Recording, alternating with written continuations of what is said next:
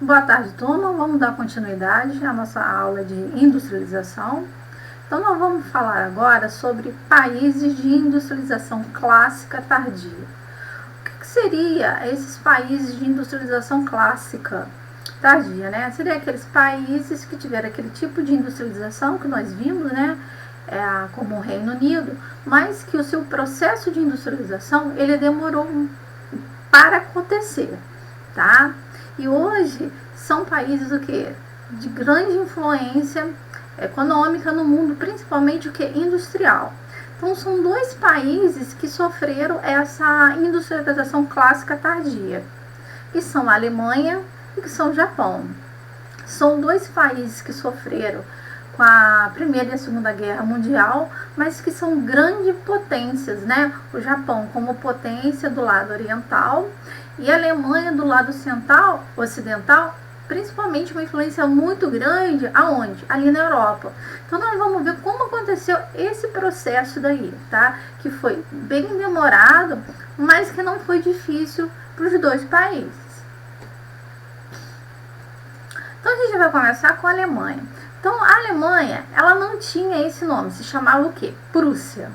E nesse mapa aí a gente pode ver que a Prússia, tá? Ela não era, ela era um território, tá? E ela era dividida em quê? Em ducados, em cidades livres, em reinos, 39 reinos diferentes. E cada um desses reinos, tá? Tinha sua própria política, tinha sua própria economia, tá? A única coisa, né, que eles tinham em comum era o quê? Era a raiz linguística, era a língua, o alemão e a cultura. O restante, cada um cuidava ali do seu território. Então isso aí dificultou muito o quê? O processo de industrialização. Enquanto os outros países, né, como o Reino Unido, a França, já estavam, né, no processo ali de industrialização, principalmente a Inglaterra, eles ainda estavam totalmente divididos. Então isso dificultou muito, tá? Vamos lá. Então a gente vê aqui que a Alemanha só conseguiu a unificação territorial em 1815 e a sua industrialização em 1871. Então, gente, quase aí 60 e poucos anos. Então foi um processo demorado, porque tinha que unir a legislação, a moeda, tudo para começar esse processo, tá? Então vamos lá. Então, quando ela conseguiu, né, a sua unificação, tá? Em 1870 até mais ou menos 1871, tá? Antes da sua industrialização, houve uma guerra franco-prussiana, tá? Essa guerra foi entre a França e a Prússia, tá? E quando há a unificação, há uma instalação do Segundo Reich. O Reich em alemão quer dizer o quê? Império. Então, quando há a unificação, há o quê? Instalação desse império, tá? Então, o que acontece? Nessa guerra franco-prussiana, a França, ela perde. Como ela perdeu? Ela teve que ceder, tá? Duas províncias importantíssimas para a Alemanha, né? Que é Alsácia-Lorena. E que essas duas províncias vai gerar o que? Dos problemas para a Primeira Guerra Mundial, tá? Então vamos lá. Por que essas duas províncias? Porque elas são muito ricas de matéria-prima para a França, tá? E isso para a Alemanha foi um ganho muito grande, tá? Aonde que está concentrada as maiores os parques industriais da Alemanha, quando a Alemanha começou seu processo de industrialização? No Vale do Ruhr e do Reno, que são dois rios importantíssimos na época da industrialização e é importante também hoje, tá? Porque eles faziam o escoamento da produção da matéria-prima e todo o transporte, tá? De mercadoria eram feito o que? No Vale do Rio, através, tá? Desses dois rios aí, tá? Então, por ter feito essa unificação tardia, a Alemanha perdeu todo aquele processo da corrida imperialista também, das colônias, né? aquele processo do início da primeira Revolução Industrial. Então, essa corrida colonial gerou o quê? Um dos problemas para o início da Primeira Guerra Mundial, com o Reino Unido e com a França. Aconteceu a Primeira Guerra Mundial, tá? Que foi de 1914 a 1918. A Alemanha fez alianças e, infelizmente, perdeu. Então, os países vitoriosos impuseram o quê? A Alemanha, em 1919, um tratado chamado Tratado de Versalhes, que deu o quê? Várias punições para a Alemanha, né?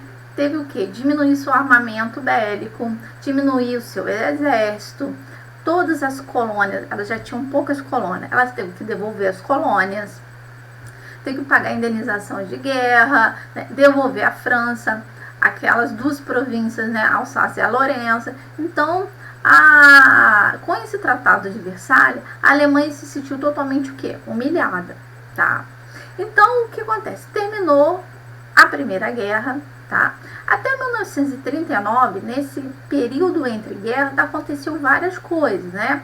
Uma das coisas que abalou bastante a parte econômica e social da Alemanha foi a crise de 29, que aconteceu nos Estados Unidos. O marco alemão, que era a moeda, ficou muito desvalorizado, a questão do desemprego, gente morrendo de fome. Então, houve um caos, tá, social muito grande na Alemanha e, consequentemente, o que? Um caos econômico, tá? Então, surge, nessa época, aí, uma figura como um líder, né, em 1933, Adolf Hitler, né, que ele, a partir do Partido Nacionalista, ele, junto com os nazistas, tá, eles conseguem o que?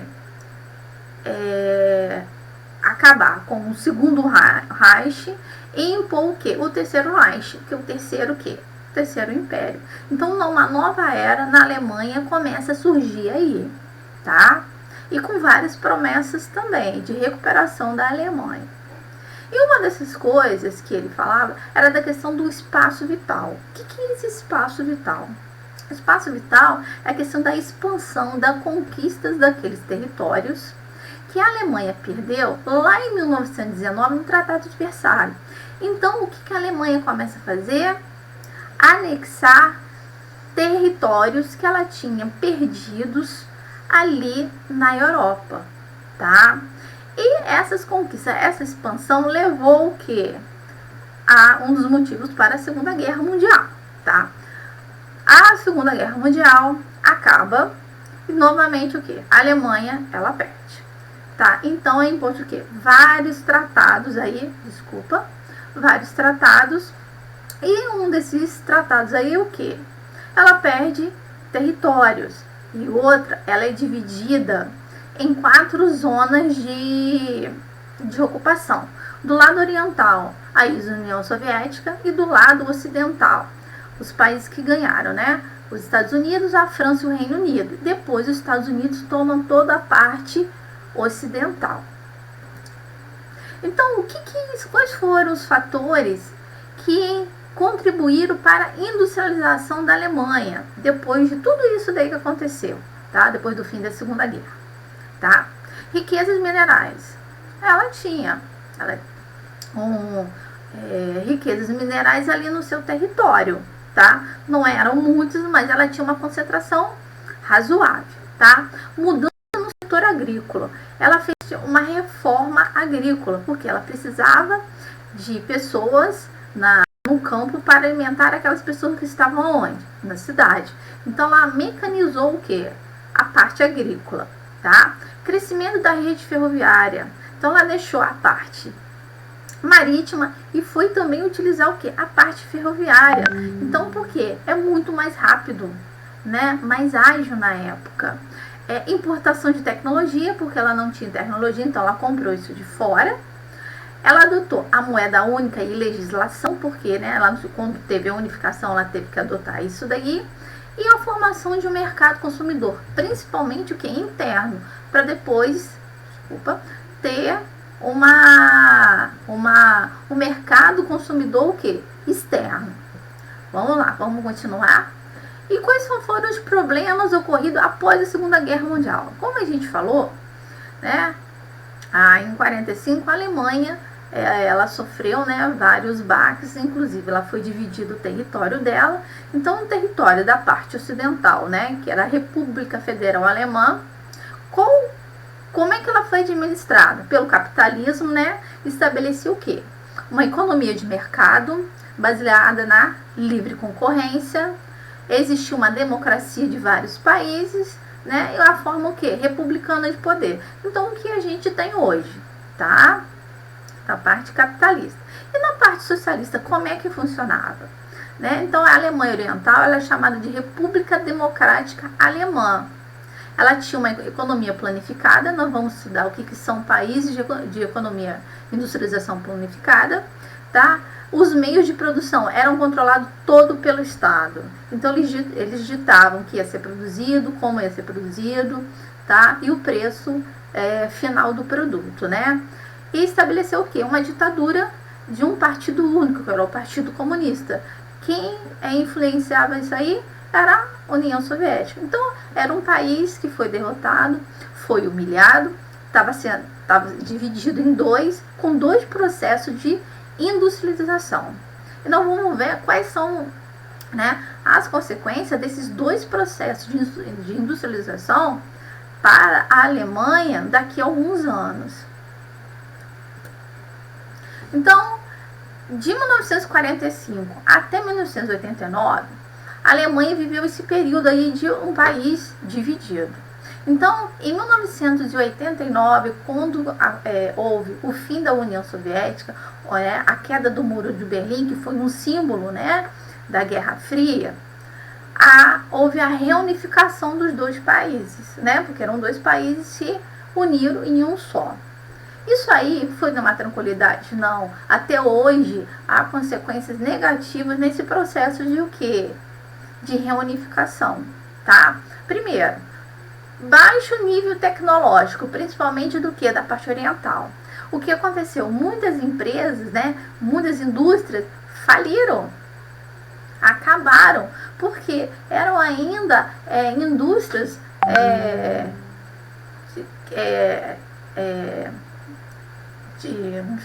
antigas, tá? Que não sofreram o processo do que? De modernização.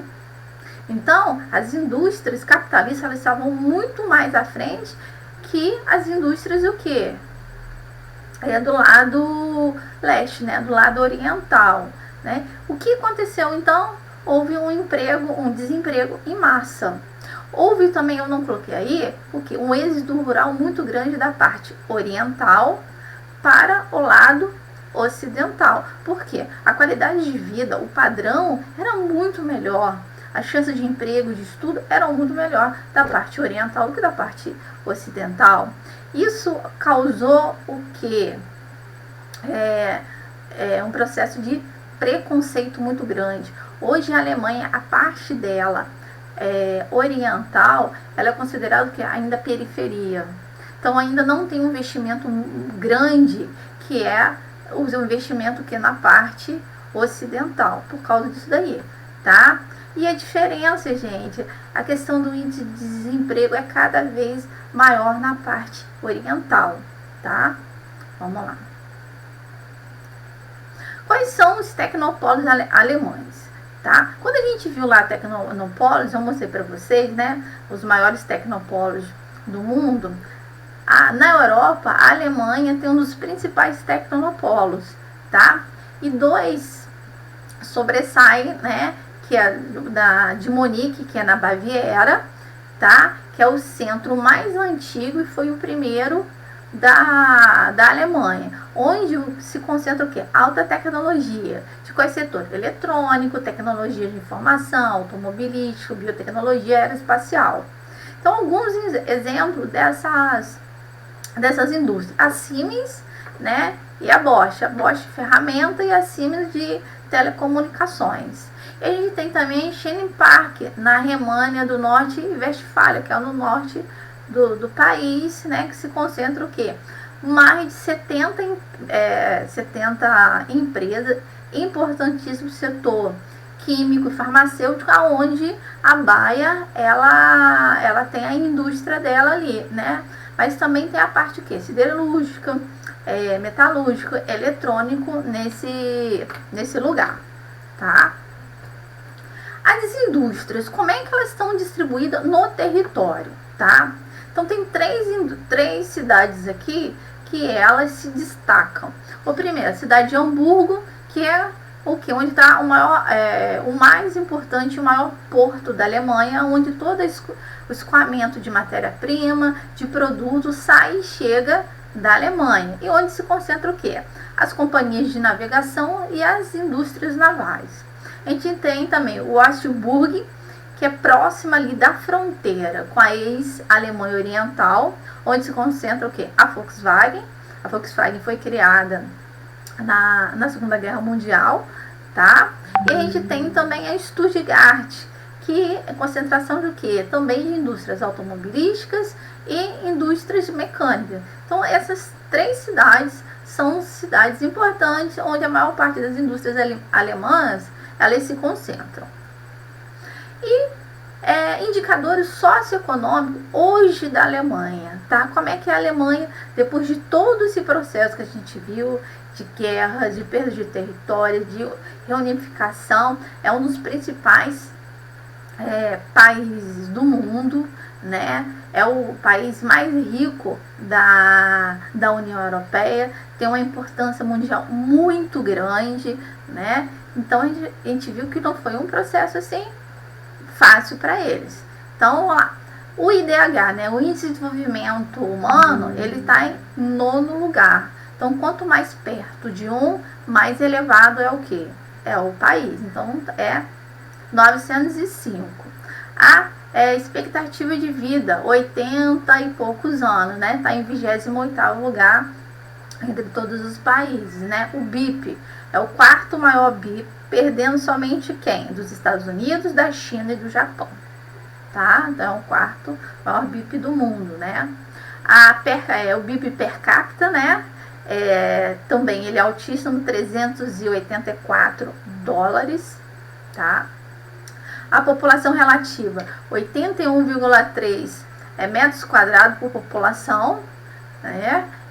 O índice de competitividade. O que é esse índice de competitividade? Ele está em 6º lugar. Esse índice de competitividade ele foi inventado no final da década de 80, do começo da década de 90, onde é avaliado 333 itens, várias coisas, né? E que ele é feito anualmente, tá? E a Alemanha, ela está em 6º lugar, tá?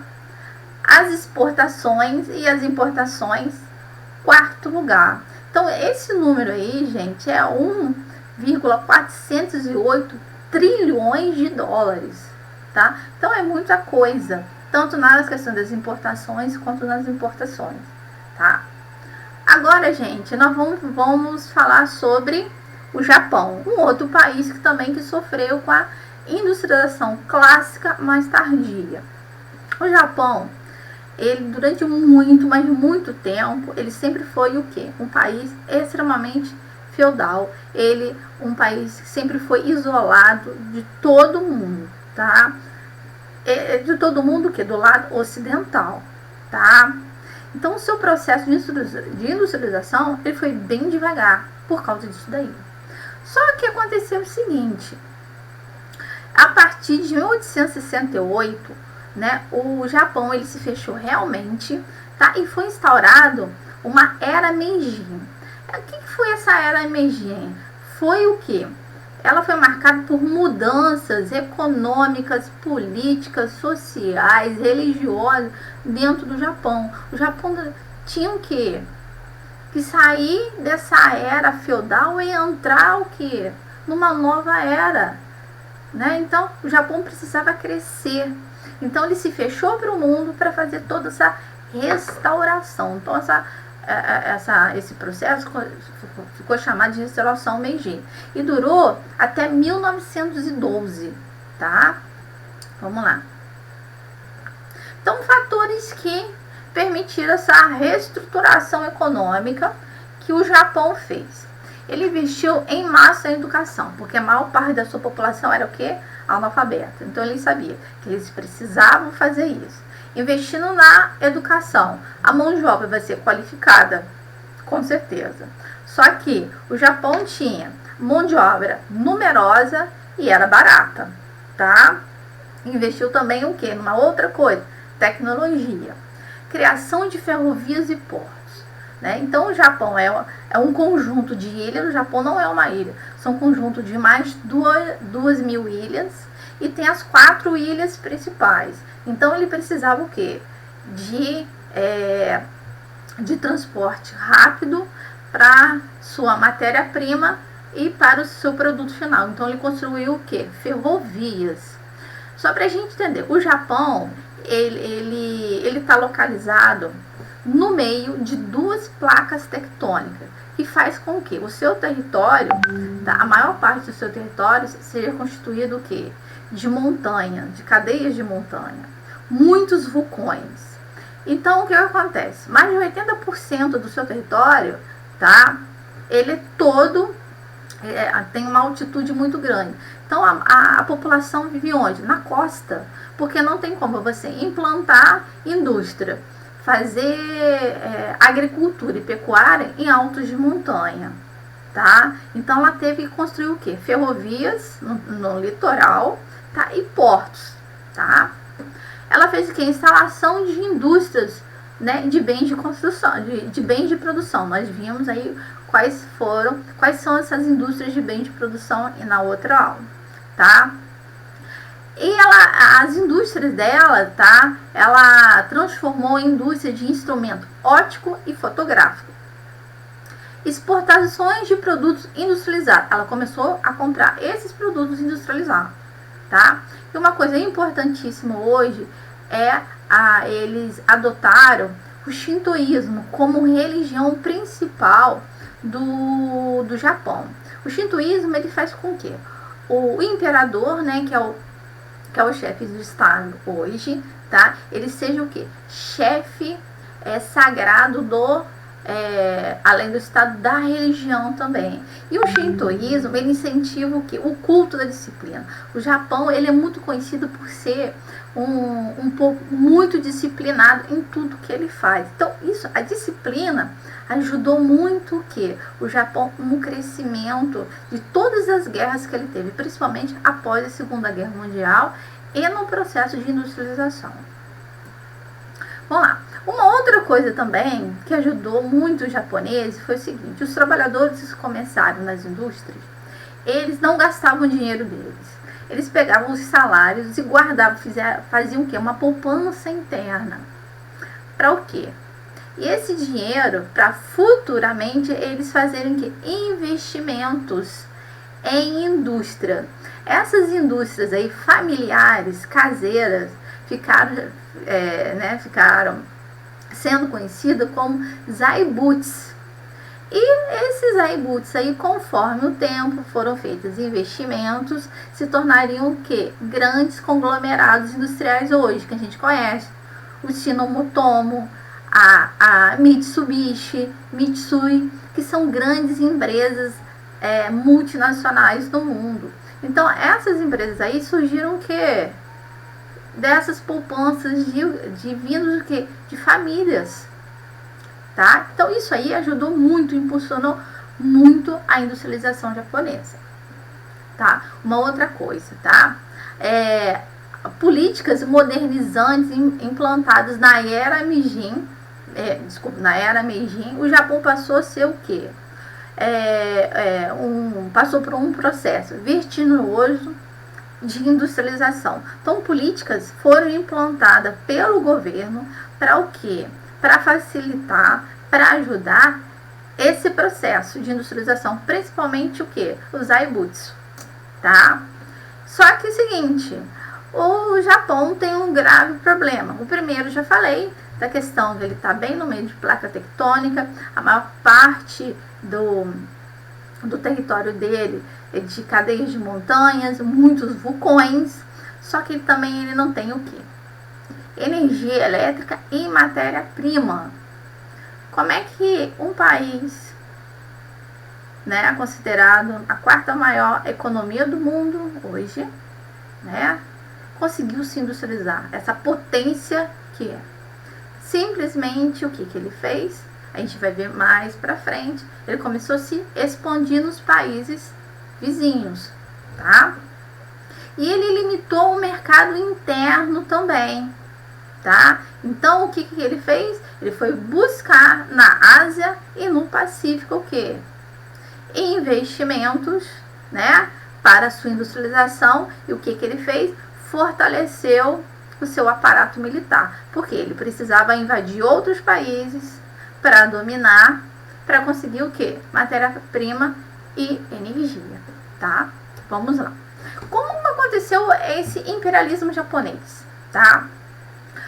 O imperialismo japonês, ele começou lá no século XIX, finalzinho do século XIX. Em 1894 e 1995, houve uma guerra sino-japonesa, né? O que o Japão faz? Invade Taiwan da China.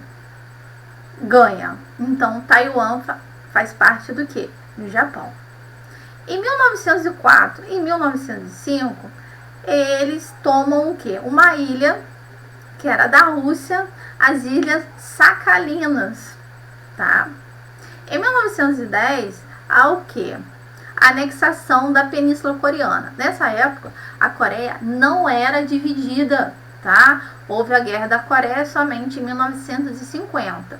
Então, até então, ela era uma penínsulazinha ali da China, tá? Então, ela invade essa península coreana e toma como seu, tá? Em 1931, ela ocupa Manchúria, que é parte do território chinês, que até hoje há uma briga muito grande entre a China e a Manchúria. Então, o Japão, ela toma esse território chinês. Em 1934, o que acontece?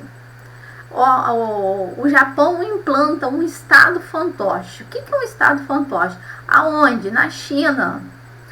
O estado fantoche é quando um determinado país ele dita as regras políticas para o outro. Então, o outro país ele é o que? Subordinado. Então, implanta o que? Na China, esse estado fantoche. O que acontece com isso aí? Em 1937, há uma nova guerra entre o que? Japão e China. O que dá início ao que? Logo após a Segunda Guerra Mundial, tá? Como que foi a reconstrução industrial após a Segunda Guerra Mundial? Isso tudo, gente, é antes da Segunda Guerra. E como que foi o Japão pós Segunda Guerra? O Japão sofreu, né, com 2 bombas atômicas, né, em agosto de 1945, né, na cidade de Nagasaki e Hiroshima, que destruiu boa parte ali do seu território. Então, país totalmente arrasado. Então, como é que foi essa reconstrução, tá? O Japão ele conseguiu totalmente se prosperar após a Segunda Guerra, devido ao quê? Ajuda financeira dos Estados Unidos, o mesmo país que jogou o quê? As duas bombas. Os Estados Unidos é um país bonzinho? Não é um país bonzinho, tá? Ele tinha o quê? Interesses com o Japão, tá? Ele queria o quê? Um país perto ali da ex-União Soviética, né? Para estar o que ali? De olho na União Soviética. Então, o Japão seria o quê? Um ótimo país para isso aí. Então, ela ajudou o quê? Através de dinheiro e militarmente o Japão. Então, o Japão começou o quê? A se prosperar a partir da Segunda Guerra Mundial por causa do Plano Colombo, tá? Ele adotou uma política de controle populacional, tá? Prioridade à educação, como ele já tinha feito antes, ele continuou isso daí, e com isso fez o que? Dominou a tecnologia, né? Tudo que é de tecnológico vem de onde? Do Japão. Principalmente o final da década de 70 para o começo da década de 80, basicamente tudo que a gente tinha de tecnologia vinha de onde? Vinha de lá, tá? Produtos voltados para exportação. Então, o que eles começaram a fazer? Tudo que eles produziam, eles mandavam para fora, tá? o Japão renunciou à postura imperialista e militarista que ele tinha antes da Primeira Guerra. Esse aí foi um dos acordos que os Estados Unidos fez o quê? Para emprestar dinheiro para o Japão, ele teria que acabar com essa postura imperialista e militarista, tá? E ele que inseriu relações internacionais com os Estados Unidos, principalmente, que era o seu maior aliado, e com outros países também. Então ele começou a fazer alianças ali na Ásia e no Pacífico. Quais são os principais tecnopolos do Japão, tá? Tem 2 tecnopolos importantes ali, tá? Na cidade de Tsukaba, tá? Que começou na década de 60, e na cidade de Kansai, que foi na década de 80. Então são 2 tecnopolos importantíssimos ali no Japão, onde tudo que tem da mais alta tecnologia japonesa, ele sai dali, tá? Vamos lá. O Japão, ele conseguiu isso tudo, tá? Através do quê? De uma organização industrial. E que organização foi essa? Eles implantaram um sistema chamado Toyotismo. Enquanto outros países estavam no sistema Fordismo, eles viram com que o Toyotismo poderia o quê? Melhorar o sistema dentro das fábricas. Então, o Toyotismo ele surgiu, tá, através da flexibilização do modelo Fordismo, que já acontecia no Ocidente, tá? Ele foi implantado, ele foi criado, né, em 1962, tá, pelo dono da fábrica Toyota. Então, quais são as características básicas do Toyotismo? Praticamente, todas as indústrias japonesas adotam esse sistema Toyotismo, tá? A flexibilização da produção, a mão de obra funcional, tá? O que seria isso? As pessoas fazem múltiplas tarefas, né? O controle da qualidade de todo o produto, desde o começo até o final, o just in time, né? Que em outras aulas eu já falei, que todo o controle da matéria-prima, de energia, do produto, né? De compra e venda, de todo o processo, para não acontecer o quê? O desperdício, personalização do produto e controle da produção, né? Visual da produção. Então, o Toyotismo foi o quê? Uma das melhores coisas implantado pelos japoneses nesse processo industrial. Estava tudo indo muito bem com a industrialização japonesa. Só que aconteceu o seguinte: a década de 80 foi uma das melhores décadas para o Japão, porque todo mundo estava comprando produtos japoneses. Então estava entrando o quê? Muito dinheiro em caixa.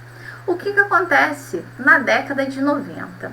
A economia japonesa, ela entra o quê? Numa crise muito grande, uma estagnação, por causa desse sucesso que uma década atrás, ela começou. Então, por causa desse acúmulo de riqueza, as indústrias, elas param, né? O que vai acontecer isso daí? Muito desemprego, algumas indústrias, elas fecham. Consequência disso daí, né? Alta da bolsa de valores em Tóquio e a alta do que? Do preço dos imóveis. Então, o dinheiro, o ien, né, que é o dinheiro japonês, ele começa a desvalorizar. O Japão, que era a segunda maior potência do mundo, ela começa a perder para outras, né? A China, ela começa a ganhar o que? Lugar, tá? Em 1990 nós vamos estudar mais sobre esse processo industrial da China. Então, enquanto o Japão está caindo, a China está crescendo. Então, o Japão ele começa a decair